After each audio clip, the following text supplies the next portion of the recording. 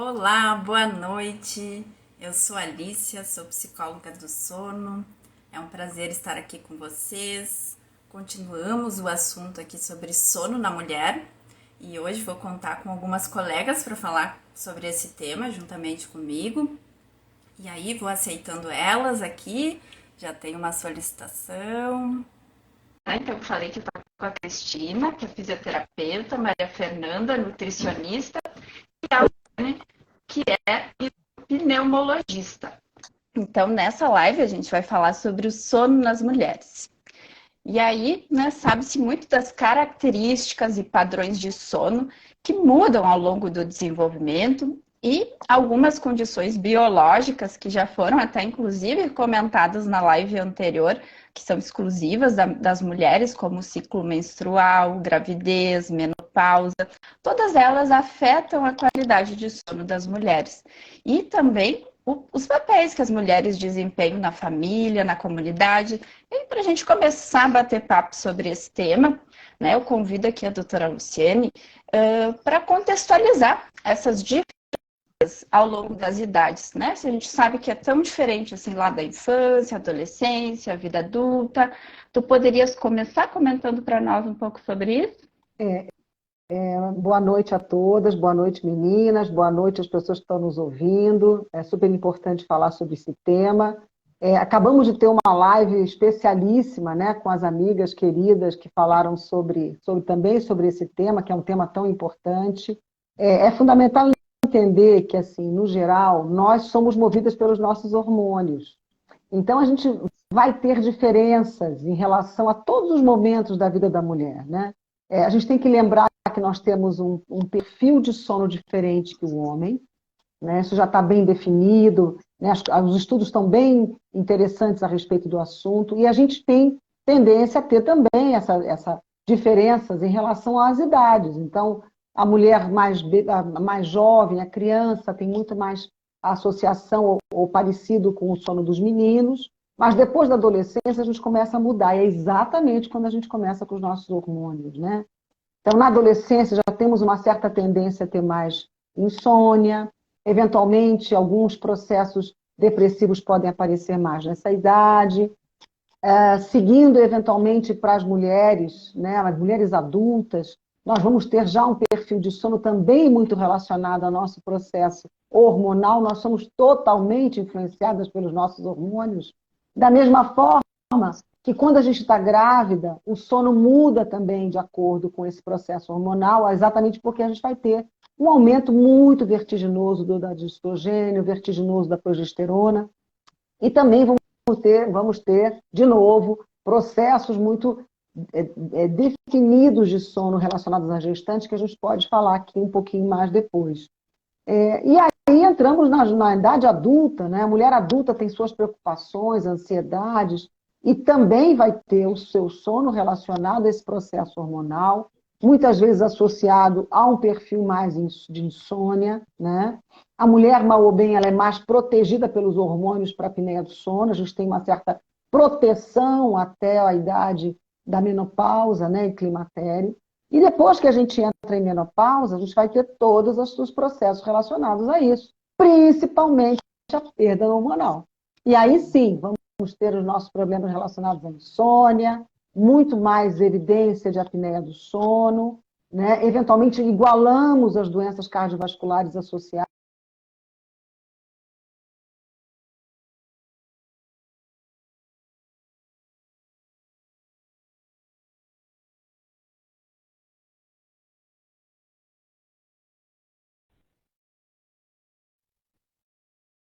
relacionadas à fase de idade, né, mais avançada, né, a fragmentação do sono, os distúrbios comportamentais, e assim sucessivamente, né? Então, somos, né, um poço de hormônios. Eles nos influenciam durante o processo de vida e nos influenciam quando nós nos perdemos, né? Então, eu acho que, no geral, a mulher tem sono relacionado às suas fases, né?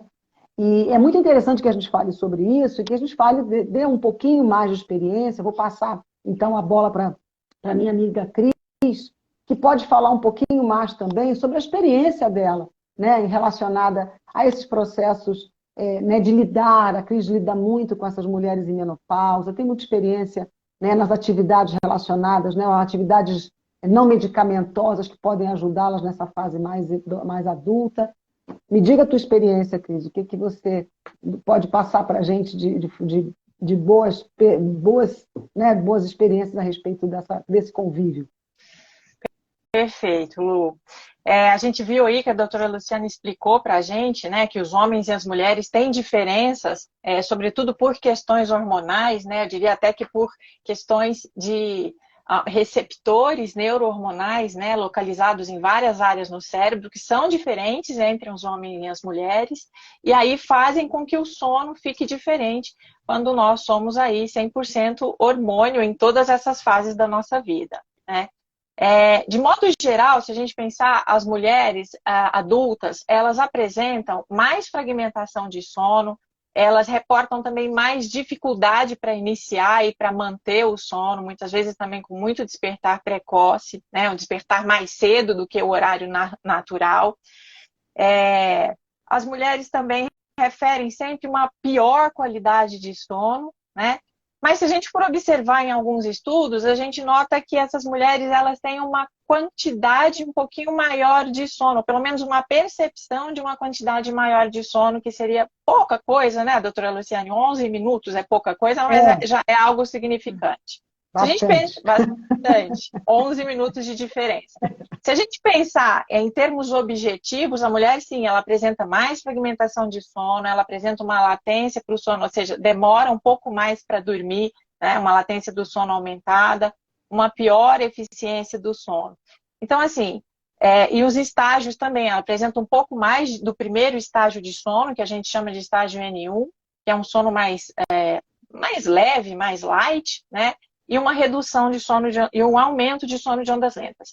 Mas se a gente pensar nessas características não só subjetivas e objetivas, a gente também deve pensar que ao longo da vida feminina, não só os fatores biológicos, mas também biopsicossociais são extremamente importantes, né? Então a gente precisa pensar nos sintomas de ansiedade, depressão, sintomas de estresse que influenciam tudo isso.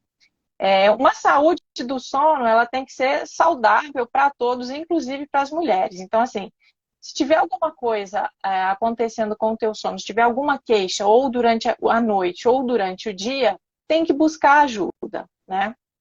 E como que a fisioterapia pode ajudar? A fisioterapia trabalha, então, sobretudo com tratamentos não farmacológicos, né?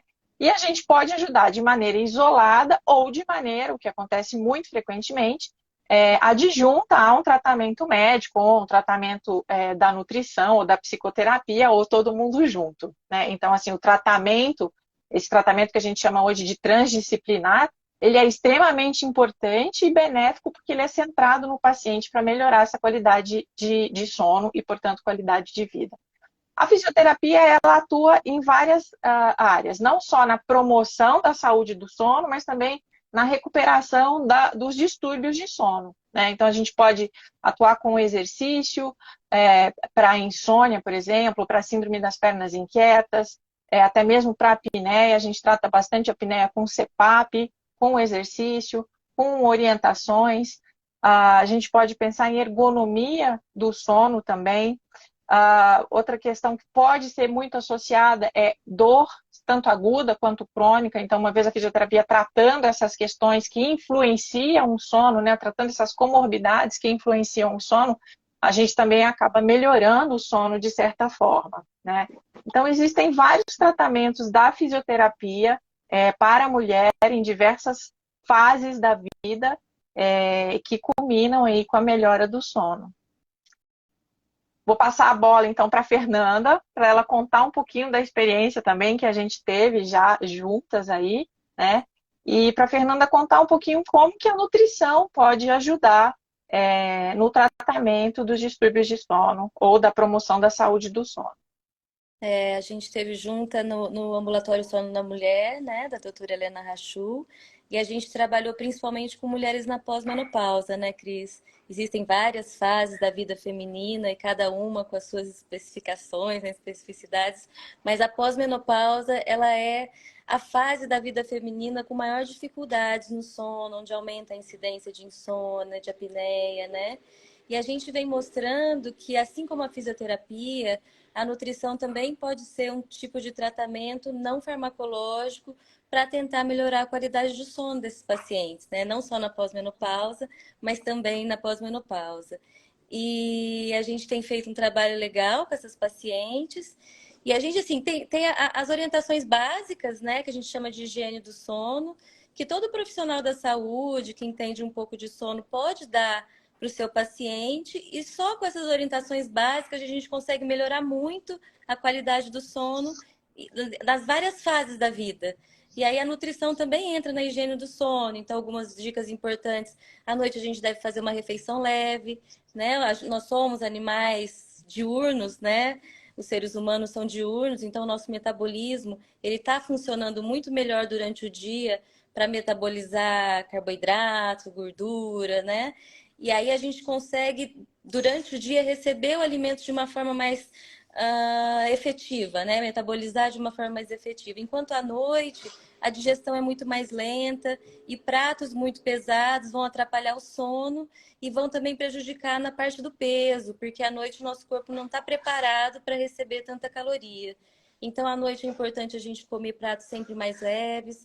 Outra orientação importante que a gente sempre dá é que tem que tomar muito líquido o dia todo, né? Mas à noite, uma hora antes, uma hora e meia antes de dormir, é importante a gente parar de tomar líquidos e ir ao banheiro antes de deitar, para não acordar no meio da noite para fazer xixi, né? Isso vai também fragmentando o sono, piorando a qualidade do sono. Essas são só algumas dicas da higiene do sono, que também entra evitar telas durante a noite para não bloquear a produção de melatonina, né? E a nutrição, ela entra como, além da higiene do sono, existem os alimentos que ajudam a estimular um sono de qualidade, que são alimentos relaxantes, fontes de melatonina. Tem alimentos que acabam piorando o sono, né? Como os alimentos estimulantes, cafeína, né? Esse tipo de alimento. A bebida alcoólica, às vezes ela até ajuda a iniciar o sono, mas ela piora muito a qualidade do sono. Então, a gente entra também como uma terapia alternativa, junto com as outras, se o tratamento é multidisciplinar, é sempre mais efetivo, né? Para melhorar a qualidade do sono do paciente. E na apneia também, né? Na pós-menopausa tem muita apneia. A perda de peso é parte do tratamento. Muitas vezes, se a apneia não é tão importante, tão severa, só a perda de peso a gente já melhora muito a qualidade da apneia do paciente, né? Então, nós com a nutrição, junto com todas as outras especialidades, a gente está entrando também no sono para melhorar a qualidade de vida do paciente. É interessante, né? Porque a mulher ganha muito peso nessa fase de menopausa. Então, é um dos piores perfis, é exatamente essa fase em que a gente, além de ter toda a alteração por conta da perda funcional ou perda hormonal, a gente também tem ganho de peso, que faz parte desse processo. Segundo Helena, 1 quilo por ano. Isso é apavorante. E me fala, Alicia, me fala da tua experiência, porque eu sei que você também faz a parte psicológica e a gente sabe que a mulher tem tudo a ver com isso. A gente tem mais insônia, a gente tem mais, né, todas as alterações relacionadas a esse processo de angústias, depressão, distimia, ansiedade. O que você fala? Como é que você aborda essas meninas, essas mulheres de forma geral? Sem dúvida, né? Quando a gente fala de sono, muitos dos problemas de sono estão associados a doenças psiquiátricas ou a sintomas psiquiátricos, né? Muito comum ansiedade, depressão, né? O fato até, quando a gente fala em mulheres, né? Vocês estão trazendo aqui menopausa. Como eu fico entrando na menopausa, é um período onde eu já estou envelhecendo, como é que está o meu ambiente, o contexto, a saída dos filhos, às vezes de casa, mudanças, né? São muitas mudanças que ocorrem, não só hormonais, né? E acho que fazendo link com isso, a gente recebeu aqui uma perguntinha da Fernanda, e ela comentou o seguinte: como eu queria deitar e dormir, tomo remédio há anos e agora eu vou fazer um tratamento para engravidar. E estou desesperada em pensar como vai ser sem o remédio. Né? E aí eu acho que o primeiro aspecto, né, a gente vê que remédio é esse, que remédio está sendo usado para dormir, será que é o adequado? A gente sabe, e aqui durante a semana se falou muito sobre se é uma dificuldade para iniciar, manter o sono, né? O remédio ele vai ser algo pontual, mas a gente vai precisar olhar para essa causa, para esse problema, né? Se é um problema psicológico associado a uma ansiedade, né, ou alguma outra questão associada, a gente precisa tratar isso, né? Porque o remédio, ele acaba ajudando, mas ele é né, se a gente fala em insônia principalmente, a gente precisa lembrar que todas essas mudanças que não são nada fáceis, elas são um tratamento de primeira linha, né? Então, o que que a gente precisa fazer? Qual é o tratamento de primeira linha? Mudanças de higiene do sono, então a gente conseguir aplicar e olhar para o nosso contexto, para o nosso ambiente. A Fernanda acabou de falar tantas coisas, né, que a gente precisa olhar para se preparar para o nosso sono. Então, o sono não é um simples desligar, né? Então, se eu estou sobrecarregada, trabalhando muito, eu chego em casa e ainda tenho que cuidar das crianças, ou né, tem outras pessoas que dependem de mim, ou eu organizo a janta, eu tenho alguém para dividir ou não, né? Todas essas coisas fazem parte desse preparo, desse desligar, né? Desse desacelerar à noite. E aí, o quanto que eu estou fazendo isso, né? E como isso se perpetua. Então, a gente vai precisar olhar tanto para esses aspectos de comportamento, né? O que que eu preciso mudar ali do meu ambiente, das minhas relações, pensar numa rede de apoio também. Será que eu consigo pedir ajuda? Que eu consigo dividir tarefas, né? Poder desacelerar um pouco. E acho que um ponto que eu tenho olhado muito no consultório, assim, quando eu recebo essas pacientes, é o autocuidado, né? O quanto que eu tenho tempo para olhar para mim. E às vezes, chegando numa fase assim de menopausa, o quanto que eu tenho tempo, né? E aí eu não aprendi a olhar para mim. Eu tenho tanto tempo que eu não sei nem o que fazer com esse tempo, né? E, e então é um ponto Sempre o assim tempo para a para o gente outro, né? Sempre o tempo para o outro, né? Nunca o tempo da gente. aquela dedicação para as outras pessoas, né? Eu fiquei tão ali olhando para minha família, para os filhos, né? Não que isso não seja importante, é super importante, né? Mas o quanto que esse papel ele é difícil também de desempenhar, né? Claro, Então claro. é muito E importante Alicia, a gente olhar. e também durante a gestação, né, priorizar, é claro que às vezes as medicações elas são necessárias, mas são mais complicadas durante o processo gestacional. Uhum, Então, os métodos não farmacológicos podem ser priorizados, né? Então, uma uhum, massagem, um exercício físico, manter-se ativo, né? Não ser sedentário de forma alguma. Todas essas pequenas mudanças, elas podem trazer benefícios para a qualidade, para a quantidade de sono. Então, é importante também olhar para isso, né? Claro que são mudanças uhum. de comportamento que Claro. levam mais tempo, são mais complexas, digamos assim, mas os benefícios são colhidos, né? Inclusive na perda de peso, né? Depois Claro. da Eu só queria gestação. colocar, meninas, só para complementar a pergunta dela, que eu acho que ela deve estar muito preocupada exatamente porque ela tem um processo de sono. Só para Uhum, pontuar, eu acho que assim, ela está num processo, né, a Fernanda, que acabou de dizer para a gente, de insônia. Então, ela, primeiro de tudo, tem que reavaliar, talvez ir a um médico especialista para poder uhum, entender qual é esse processo de insônia dela. Porque a gente sabe que a gestação piora o sono. Na realidade, você vai ter um pouco mais de sono no primeiro trimestre, mas depois as próprias condições hormonais pioram a ventilação, pioram o edema de via aérea, pioram, né? Ela pode roncar um pouco mais, ela vai fragmentar mais o sono no segundo e terceiro trimestre. Então, normalmente o sono piora sim. Então, é muito importante que ela faça antes uma avaliação com o especialista, faça um tratamento prévio, para que ela Sim. também pense no sono dela durante a gestação. Né? Eu acho que é importante uhum. colocar isso, já que ela está preocupada como é que vai ser a vida dela sem poder tomar remédio. Existe até uma discussão em relação à medicação para gestação. Nada é confirmado em termos de medicação para gestação, mas é importante que ela vá para um profissional do sono para também avaliar essa parte né, do que ela está usando, do que ela pode usar, e de como é que ela vai proceder na gestação. Tá? Só para poder complementar aí Claro. a conversa. Eu acho que tem mais um ponto até que a gente pode complementar, né? Que eu gostaria de complementar, que essas mudanças, elas nunca são do dia para a noite. Elas Não, são gradativas, né? E a gente, né, da psicologia, por exemplo, trabalha e prepara o terreno para que aos poucos o paciente vá conseguindo lidar com as adversidades, com o estresse do dia a dia, sem a medicação ou com uma dose mais diminuída, né? Então, que a gente vai a tendência é gradativamente essa, né? fazendo esse processo. Então, talvez ela já se imagine aí, né, sem uma medicação de imediato, né? Mas o processo ele não é esse, né? Quando a gente tem um acompanhamento, o processo é pensar, né, no bem-estar dela ao longo do tempo. Então, a gente vai fazendo essas mudanças gradativas e vendo o que melhor pode funcionar para ela, inclusive o ajuste medicamentoso, né? Sim. Claro, Ela já está exatamente. agradecendo ali. Muito obrigada, né? Só para a gente lembrar também que para a insônia, né? Não sei se é o caso, mas se a gente estiver falando sobre a insônia distúrbio, o padrão ouro é a terapia cognitivo-comportamental, que é exatamente o que a gente tem dito, que demora um pouco mais, mas é o padrão ouro e funciona muito mais do que medicação. E pode ser feita antes e durante a Antes, gestação. Então, claro, vale super a pena procurar ajuda já antes de engravidar.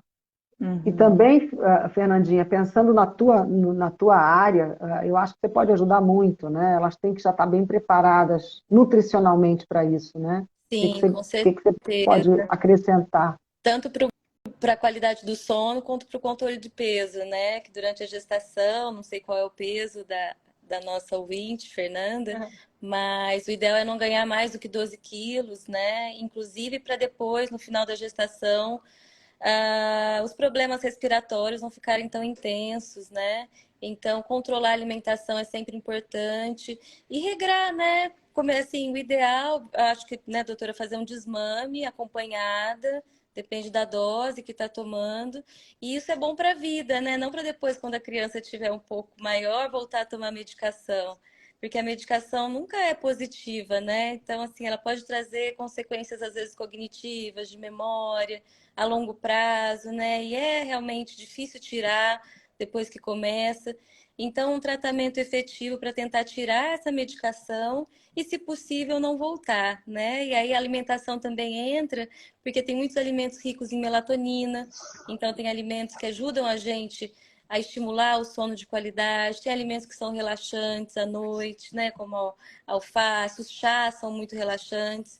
Então, tem chá de camomila, de erva cidreira, de maracujá, de valeriana, que os estudos mostram que tem efeitos até similares às medicações do sono e são saudáveis, né? Então, são terapias alternativas saudáveis que podem te auxiliar, então, a melhorar a qualidade do sono e ajudar, então, a desmamar essa medicação, né?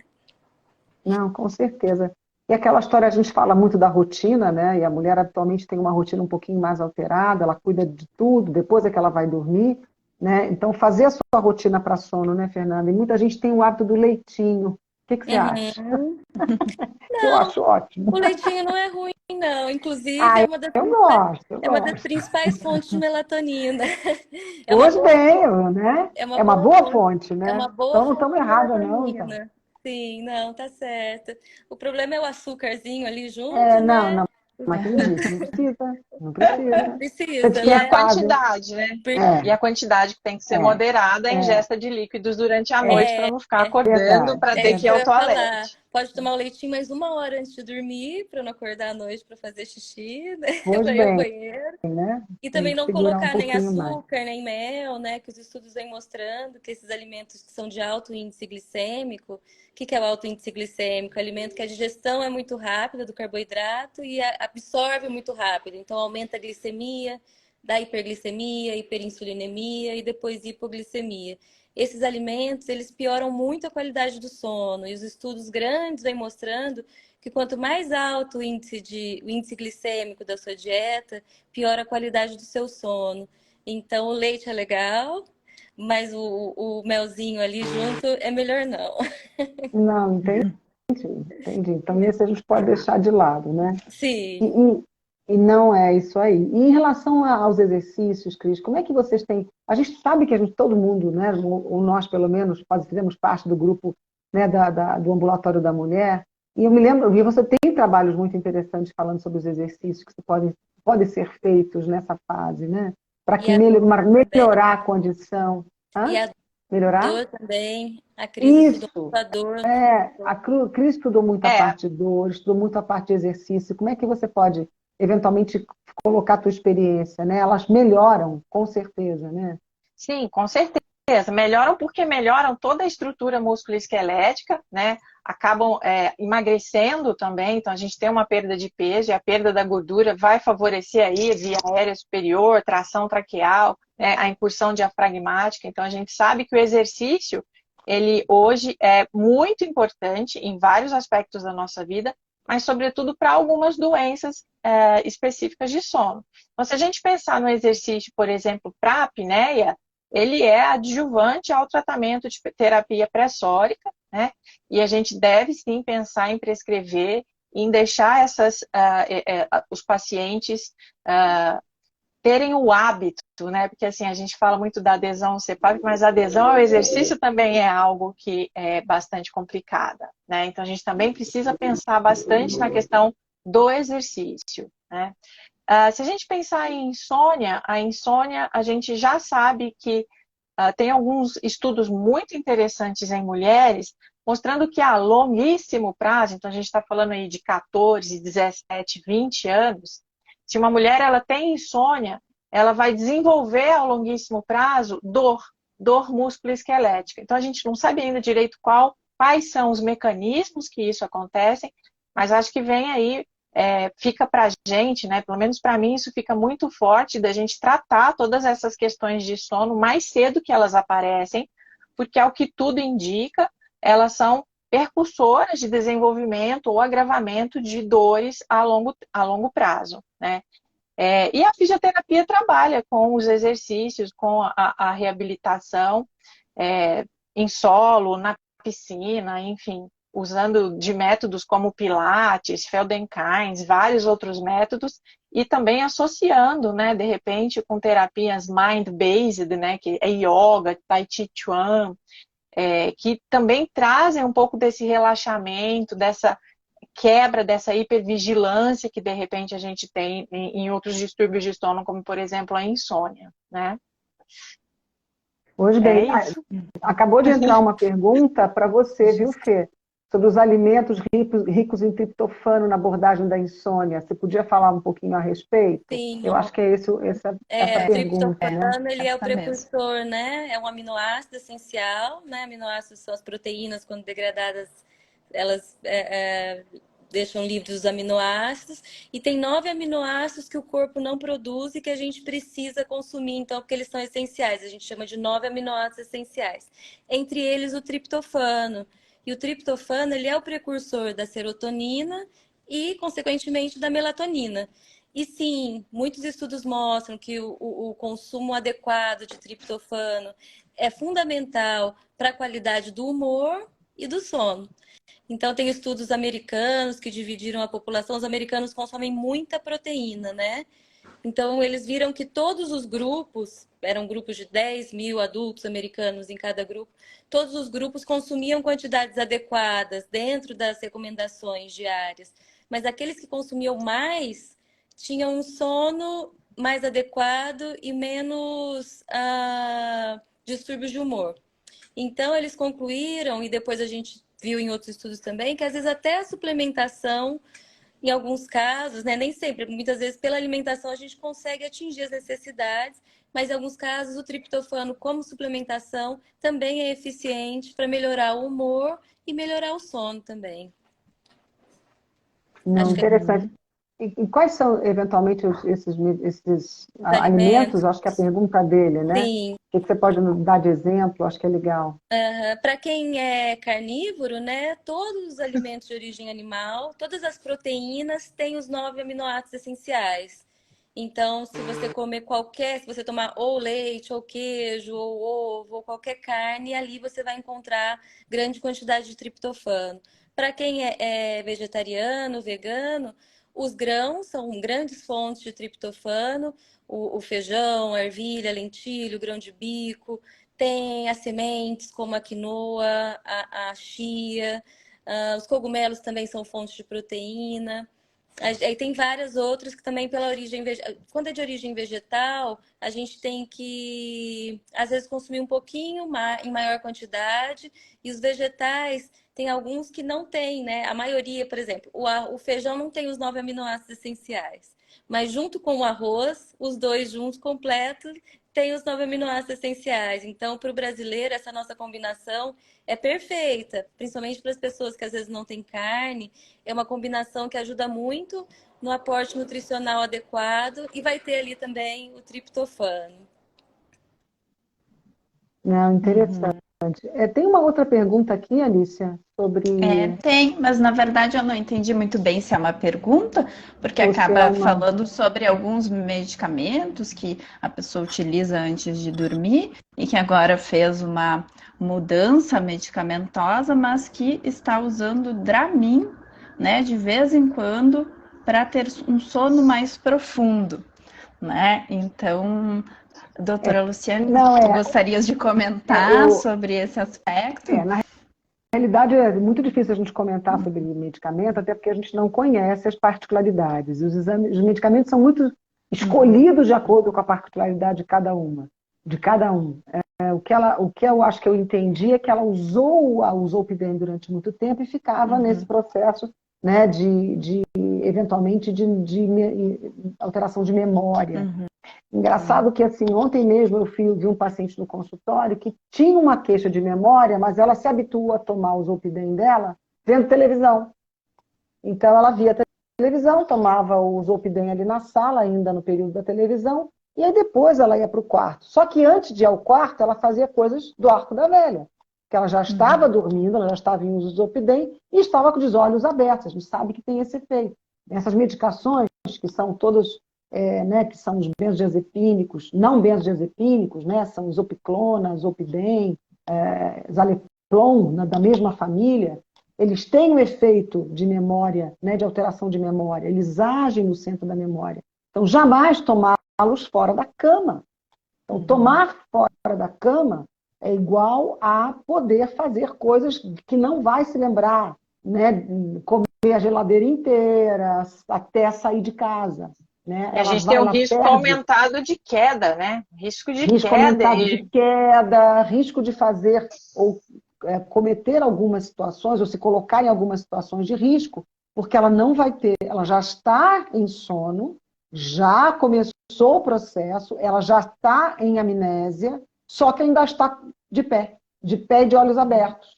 Então ela vai ter um gap enorme, né? Nesse período que ela estava sentada, vendo TV e tomou o remédio para depois ir para a cama. Jamais, essas medicações jamais podem ser feitas fora da cama, porque todas elas agem na memória. Então, assim, ela trocou para o Prisma é o Exopiclona é da família, né? Também tem um efeito sobre esse processo de memória, também tem que ser tomado sempre deitada, talvez não tão importante quanto o Zolpidem, mas também tem. Então, tem que ver o contexto, tem que ver por que ela usa a medicação e qual seria, né, a indicação para essas medicações não benzodiazepínicas, né, que são da mesma família. Mas sempre com muito cuidado. Todos eles podem dar alteração de comportamento. Em mulher, em homem, idoso...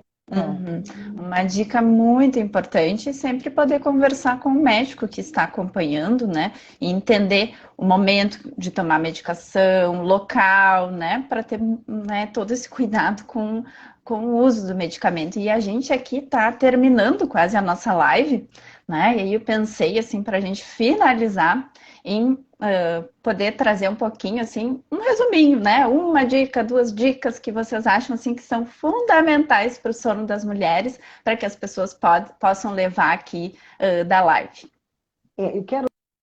Eu acho assim, eu vi a live da Helena, elas colocaram isso de uma forma muito evidente, a gente tem que ter cuidado. A mulher tem um fenótipo, né, tem um perfil muito diferente do homem. A gente nunca sabe, quando a gente atende uma mulher, qual é realmente o processo dela. Porque ela pode, muitas vezes, ter um perfil de irritabilidade, um perfil de, né, de agitação, de alteração de humor, e ela pode ter, né, e ela se diz com insônia, e quando a gente vai ver, ela tem apneia de sono. Principalmente a mulher menopausada. Então, a mulher tem um perfil de resistência, um perfil de sonolência menor. Então, quem atende as mulheres, quem olha, quem acompanha, e assim, é muito importante que a gente entenda que assim, o ginecologista, para a mulher, é o médico que vai acompanhar a vida toda. A mulher começa a procurar os outros especialistas muito depois da menopausa, normalmente. Não sei se vocês têm essa impressão. Então, o gineco, né, ou as pessoas que lidam, são muito importantes também na orientação em relação a esse processo básico de vida que é o sono, e que é tão importante. Então, acho que eles têm que dar um apoio, uma orientação e uma indicação, né, para poder que elas sejam orientadas da melhor forma possível nos seus médicos. Então, sempre, a minha dica a mulher normalmente tem sintomas diferentes em relação ao sono que o homem. Então, quando a mulher vem com queixas de sono, eventualmente, no ideal é que a gente não comece logo uma medicação. A gente tem que investigar com muito mais rigor, muitas vezes, que o homem. Eu diria que, obviamente, como fisioterapeuta, vou dizer para manter-se ativo, fazer exercício, não ser sedentário, porque isso tem uma importância muito grande para a nossa vida como um todo. Mas, sobretudo, o exercício ele cria uma pressão para o sono. Então, ele é capaz de alterar ali o que a gente chama de arquitetura do sono. Tamanha a sua importância. Então, manter-se ativo. Outra coisa que eu pensaria seria, de dar uma dica, seria manter rotina. Ter, sobretudo, um horário para acordar todos os dias, né? Aliás, se essa rotina pudesse ser mantida e acordar e fazer um exercício sobre a luz do dia, seria a perfeição, seria o ideal. Abram as janelas, né? De manhã é luz, de noite penumbra. Isso. Vamos ciclar junto com a natureza, né? Então, olha para o céu e se é dia, deixa a claridade entrar, porque isso tem uma importância muito grande no nosso ritmo circadiano, que tem uma relação enorme com o sono, né? Mais dicas? Sim. Alguma dica? Vamos Oi, lá. desculpa. Acho que eu travei, ou vocês travaram. Sim, vou falar da parte da alimentação, né? À noite a refeição deve ser mais leve. À noite é uma sopinha de legumes, uma salada com grelhado, um omeletezinho, nada de excessos à noite. Fazer a última refeição não próxima à hora de dormir, né? Isso vai ajudar também. Evitar alimentos estimulantes, como café, bebidas outras estimulantes, depois do almoço, né? A cafeína, por exemplo, às vezes não, ela demora até 6 horas para sair do corpo, né? Então a gente fica estimulado por muito tempo. E ao mesmo tempo que o excesso de peso ele piora o sono, eu queria falar também, nós nutricionistas, a gente muitas vezes esquece de perguntar do sono do nosso paciente, né? Mas a gente tem que entender que o sono ruim é muito prejudicial para o peso. E muitas vezes, quando a gente não trata o sono do paciente, às vezes o nosso tratamento nutricional não é efetivo, e não é por culpa da orientação ruim, e sim porque ele está com insônia, ele está cansado, ele não consegue ter uma rotina de qualidade. E tem vários motivos, né? Tem alteração dos hormônios da homeostase energética, né? Da grelina, da leptina. O paciente se sente muito mais cansado, tem mais fome hedônica. Então, o sono de qualidade também é muito importante para o controle de peso. Então, essas eram as dicas que eu queria dar. Eu não sei se eu estou travando, porque vocês escutaram. Isso. Não, estamos ouvindo. Tá. Acho que para finalizar, né, eu incluiria todas essas dicas e colocaria aí uma dica de desacelerar, né, de poder pensar também, ter momentos assim de descanso, de lazer, de poder pensar assim numa rotina que também inclua esse autocuidado que a gente falou aqui também, que é tão importante, né? E isso vai ajudar no gerenciamento do estresse, em poder também conseguir olhar para essa rotina de uma forma mais amigável, né? E conseguir também ter consistência nos horários, em manter um exercício de disposição para fazer uma atividade física. Então, pensaria em todos esses aspectos. E aqui já estou vendo que a gente está recebendo palminhas, né? As pessoas estão trazendo aqui que gostaram, e a gente está no finalzinho da live. E aí, para finalizar a live, eu queria aqui agradecer, em nome de todas as colegas, o convite da ABS, também convidar a todos para continuar aqui no perfil da ABS, porque vai ter uma próxima live sobre sono na mulher e a abordagem da odontologia. E também, né, um convite aqui, acho que como última dica é cuidar do sono o ano todo. Essa semana do sono a gente falou tanto sobre os cuidados de sono, né, mas esse sono ele deve continuar a ser cuidado o ano todo. Pois bem, que a gente cuide sempre do sono da gente, né? E de todas as que vierem para nós. É isso Com aí. certeza. Né? Então, muito obrigada aqui pelo bate-papo e uma Obrigada, foi um ótima noite a prazer. todos. Um prazer. Tchau, tchau. Boa Até noite. logo. Boa noite a Obrigada. todos. Obrigada pela oportunidade.